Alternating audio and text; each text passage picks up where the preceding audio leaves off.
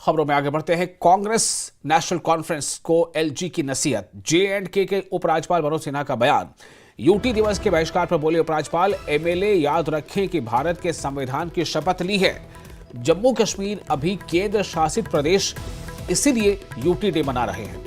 कांग्रेस और national conference ने किया है कार्यक्रम का बहिष्कार, यानी कि इस कार्यक्रम में शामिल न होने का फैसला किया है। नेशनल कॉन्फ्रेंस ने भी और कांग्रेस पार्टी ने भी, जम्मू कश्मीर कांग्रेस पार्टी जो है वो, उसके लीडर इस कार्यक्रम में, जो कि आज जम्मू कश्मीर यूटी दिवस मनाया जा रहा है, यानी केंद्र शासित प्रदेश दिवस मनाया जा रहा है, तो इस समारोह से कांग्रेस पार्टी ने और नेशनल कॉन्फ्रेंस ने खुद को अलग रखने का फैसला किया है। उस पर जो जम्मू कश्मीर के उपराज्यपाल हैं, उन्होंने इन दोनों पार्टियों को नसीहत दी है। उन्होंने कहा है कि एमएलए याद रखें कि भारत के संविधान की शपथ ली है। जे&के अभी केंद्र शासित प्रदेश है, इसीलिए यूटी डे मना रहे हैं। कांग्रेस और नेशनल कॉन्फ्रेंस ने किया है कार्यक्रम का बहिष्कार या कार्यक्रम में शामिल न होने का फैसला। श्रीनगर में आयोजित कार्यक्रम में नहीं पहुंचे कांग्रेस और एनसी के नेता।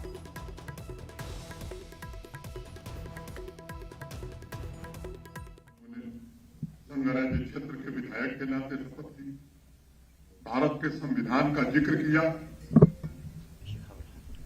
जिस दिन राज्य बनेगा, हम भी चाहते हैं कि राज्य बने, उस दिन हम राज्य की स्थापना का भी दिवस मनाएंगे। जम्मू कश्मीर को कोई लाभ नहीं होने वाला है, आज ये इसका जिक्र करना है जरूरी समझता हूं।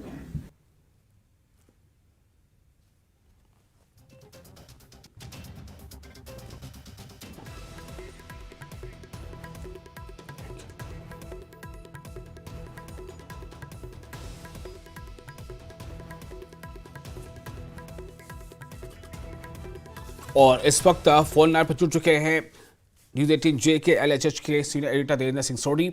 सोढ़ी जी, इस कार्यक्रम के बारे में जरा बताएं, कार्यक्रम क्या था और इसमें आखिर क्यों नेशनल कॉन्फ्रेंस या कांग्रेस ने इस कार्यक्रम से खुद को दूर रखा?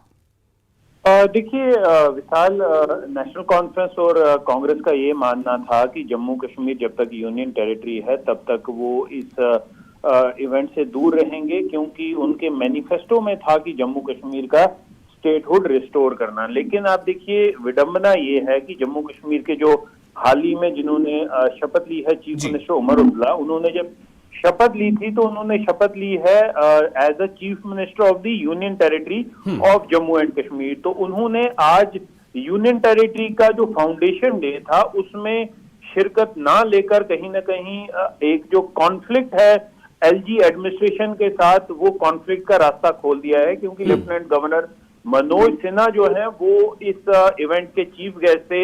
एडमिनिस्ट्रेशन द्वारा ये इवेंट रखा गया था और ये जो डिसीजन है ये कहीं ना कहीं अनकॉन्स्टिट्यूशनल बताया जा रहा है सोर्सेज द्वारा कि जो इलेक्टेड चीफ मिनिस्टर हैं उन्हें इस इवेंट में हिस्सा लेना चाहिए था, क्योंकि उन्होंने chief minister of the union territory of Jammu and Kashmir की शपथ ली है। ये भी जैसे आज लेफ्टिनेंट गवर्नर मनोज सिन्हा जब स्पीच दे रहे थे तो उन्होंने ये कहा कि देखिए, अभी जम्मू कश्मीर जो भारतीय कॉन्स्टिट्यूशन के तहत एक यूनियन टेरिटरी है और इस यूनियन टेरिटरी डे को सेलिब्रेट किया जा रहा है।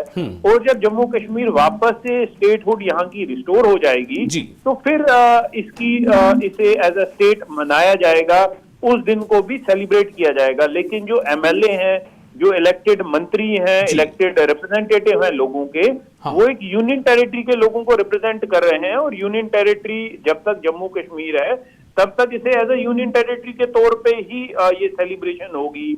लेकिन एक और देखिए, विडंबना ये है कि जब नेशनल कॉन्फ्रेंस एक तरफ prime minister, union home minister, जिन्होंने ये एश्योरेंस दी है कि जम्मू कश्मीर को पूरी तरह से स्टेटहुड मिल जाएगी, उसके बावजूद भी इस इवेंट से दूर रहना, ये जो है ये कहीं ना कहीं सोर्सेज का ये कहना है कि अनकॉन्स्टिट्यूशनल है। और जब जम्मू कश्मीर प्रशासन, जो अभी जम्मू कश्मीर की नई गवर्नमेंट है, वो ये उम्मीद लगा रही है, जब भारतीय गवर्नमेंट ने ये कहा है कि वो पूरी तरह से कश्मीर को सपोर्ट करेगी कश्मीर की डेवलपमेंट के लिए, तो इस तरह का जो कदम था इस इवेंट से दूर रहना, वो कहीं ना कहीं गैर आईनी था। और आज लेफ्टिनेंट गवर्नर मनोज सिन्हा ने इस बात को अपनी स्पीच में भी जाहिर किया कि होम मिनिस्टर ने पार्लियामेंट में कहा है कि डिलिमिटेशन पहले होगी, उस डिलिमिटेशन हो चुकी है, स्टेटहुड ये इलेक्शन होगी, इलेक्शन भी अब हो चुकी है, चुनी हुई सरकार भी कायम जी। हो चुकी है जी। और एक अप्रोप्रिएट टाइम आएगा जिसपे स्टेटहुड दे दिया जाएगा और वो टाइम आ जाएगा जब जम्मू कश्मीर को फिर से स्टेटहुड मिल जाएगा। लेकिन जिन लोगों ने शपथ ली है जम्मू कश्मीर यूनियन टेरिटरी के को कॉन्स्टिट्यूशनली प्रोटेक्ट करने की, जी। उन लोगों का इस आयोजन से दूर रहना दुर्भाग्यपूर्ण है। और हकीकत यह है कि जम्मू कश्मीर आज की डेट में यूनियन टेरिटरी है। जब ये यूनियन टेरिटरी स्टेट में बदल जाएगी, उस स्टेटहुड को भी सेलिब्रेट किया जाएगा। जी जी। तो क्या ये माना जाए कि कांग्रेस और नेशनल कॉन्फ्रेंस जम्मू कश्मीर में इन दोनों पार्टियों की कहीं ना कहीं एक राजनीतिक मजबूरी है? देखिए, राजनीतिक मजबूरी हो ना हो, लेकिन कहीं ना कहीं जो इनकी एलजी एडमिनिस्ट्रेशन के साथ जो टकरार करने का जो उनका ये मंसूबे हैं पॉलिटिकल पार्टीज के, वो कहीं ना कहीं उसके दरवाजे इन्होंने खोल दिए हैं। और ये देखा जा रहा है कि आज जो ये इवेंट हुआ उसमें शिरकत ना करके उन्होंने उस चीज को दर्शा दिया कि वो कन्फ्रंटेशन जो है एलजी एडमिनिस्ट्रेशन और इलेक्टेड गवर्नमेंट के बीच में, वो कहीं ना कहीं उसकी तरफ एक पहला कदम जो है वो रखा गया है। क्योंकि चीफ मिनिस्टर का जो इसमें शामिल होना बहुत जरूरी था। ये जो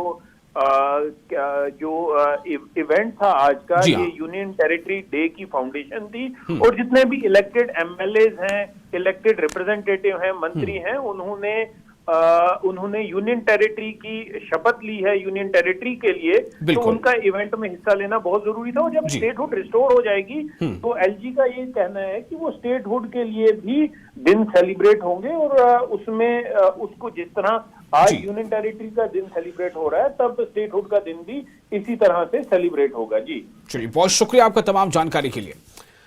तो नेशनल कॉन्फ्रेंस और कांग्रेस इन दोनों ने जम्मू कश्मीर में आज जो यूटी दिवस मनाया जा रहा है उसमें शामिल ना होकर या बहिष्कार कर ये एक ऐसा कदम उठाया है जो कहीं ना कहीं जो एडमिनिस्ट्रेशन है या फिर जो उपराज्यपाल है उनके साथ एक जो है टकराव का रास्ता खोलता है। ये बात निकलकर सामने आ रही है।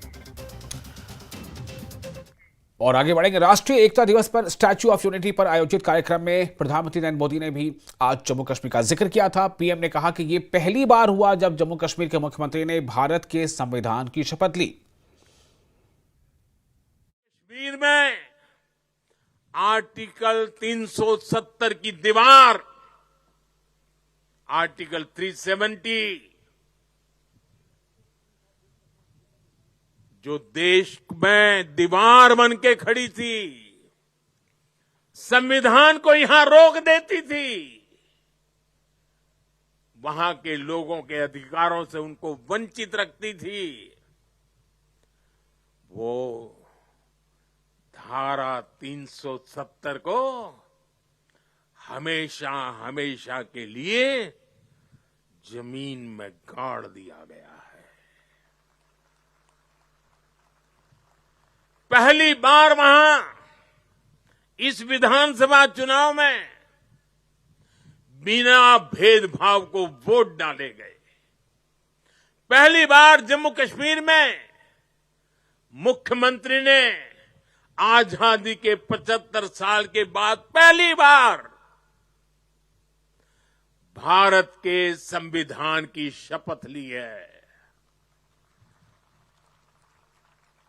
ये दृश्य अपने आप में भारत के संविधान निर्माताओं को अत्यंत संतोष देता होगा, उनकी आत्मा को शांति मिलती होगी और ये भी संविधान निर्माताओं के प्रति हमारी नम्र श्रद्धांजलि है।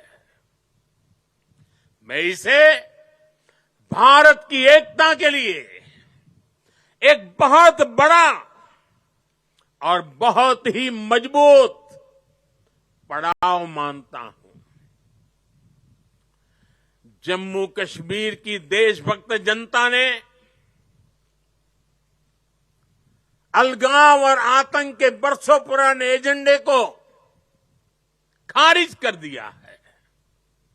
उन्होंने भारत के संविधान को, भारत के लोकतंत्र को विजयी बनाया है। अपने अपने वोट से 70 साल से चल रहे अपप्रचार को ध्वस्त कर दिया है। मैं आज राष्ट्रीय एकता दिवस पर जम्मू कश्मीर के देशभक्त लोगों को, भारत के संविधान पर सम्मान करने वाले लोगों को बहुत ही आदरपूर्वक सैल्यूट करता हूं। साथियों, बीते 10 साल में भारत ने ऐसे अनेक मुद्दों का समाधान किया है जो राष्ट्रीय एकता के लिए खतरा थे। आज आतंकियों के आकाओं को पता है कि भारत को नुकसान पहुंचाया तो भारत उन्हें छोड़ेगा नहीं।